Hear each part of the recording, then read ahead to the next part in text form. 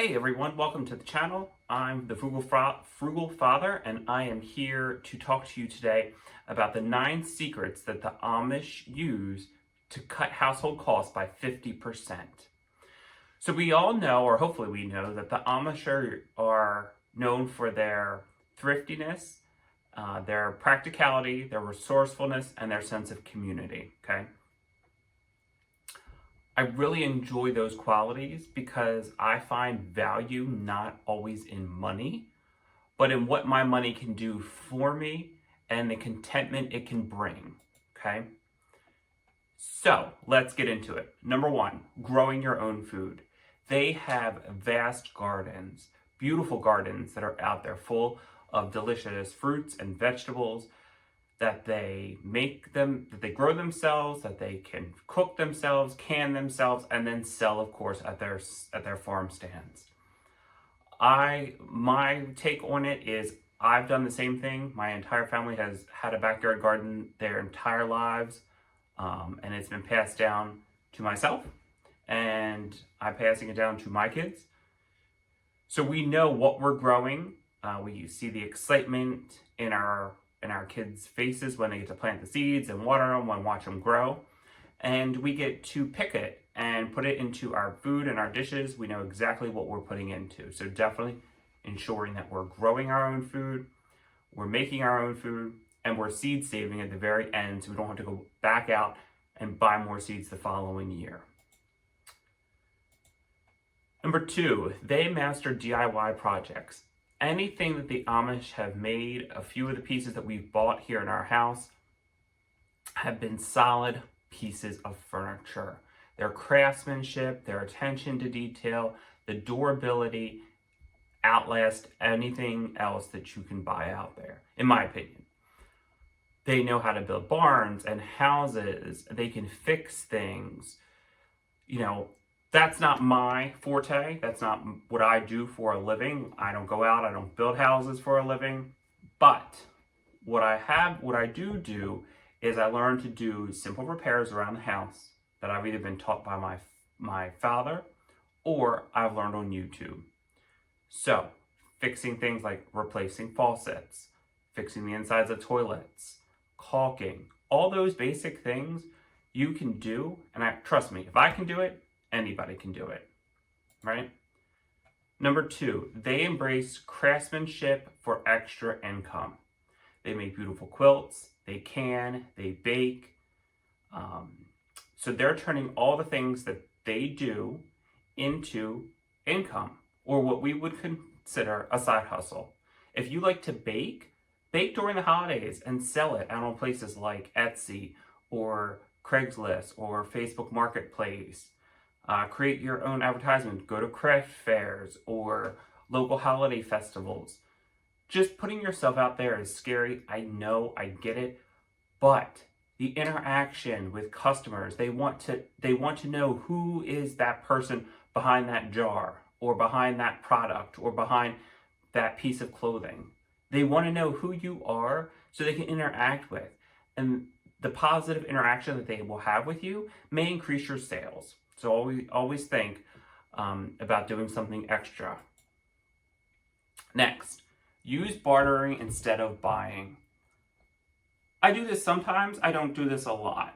And it may be, if I have friends coming over to help me trim some trees, I may go over to their house and help them paint some walls. There's no money exchange. It's just our time. And we do that to help each other out. You can barter with clothing, you can barter with home decor. Just think about it. What can you do as a community? What can you do amongst your friends, your family, to better yourself so that you're not spending all the money on hiring a professional person? You can use someone else's talents, skills, and abilities to work together to improve your life and their life. The next thing is they share resources within the community. It kind of goes back to that bartering situation. They're lending a hand, they're lending rides, they're sharing meals. That's all things that we can do, right? We can go carpool, we can share meals with folks, we can batch cook, freeze something. If something happens to somebody or they're rushing around, you can just pull it out of the freezer and give it to them so that they can have a home cooked warm meal, and they don't have to do anything with that. Next, they do adopt a minimalist lifestyle. They wear very basic clothes, very plain colors, simple clothing. And how we can translate that into our lifestyle is we can buy basic pieces, the blacks, the whites, the navies, potentially the reds, and we can incorporate those things within our own wardrobe. So if we want a nicer quality made pair of pants and a black shirt, those two will go together, and you'll come out looking stylish, professional, and not have spent a lot of money. Next is repair and repurpose instead of replacing. Really take a look at the things that you have. Old pickle jars, for instance. Wash them out, reuse them. You can grow things in them. You can store homemade pumpkin seeds in them. You can do lots of things with already purchased items in your home, okay? Old milk cartons can be used, again, for growing things, storing water. Remember, think outside the box, and you'll get to the solution that you need. Cut down on transportation cost. Now, the Amish use horse and buggies, they use scooters, they do different things. Sometimes for a lot of us, that's not practical, but what is practical is looking at how you're driving during the week or weekends. What are you doing? Can you batch your trips together? Can you carpool with somebody else? Maybe can somebody pick up your kids instead of you running them all around? So that way you're staying at home this round, and then next round you can pick up their kids. So again, just think about how you can use transportation that's available to you and use it smartly.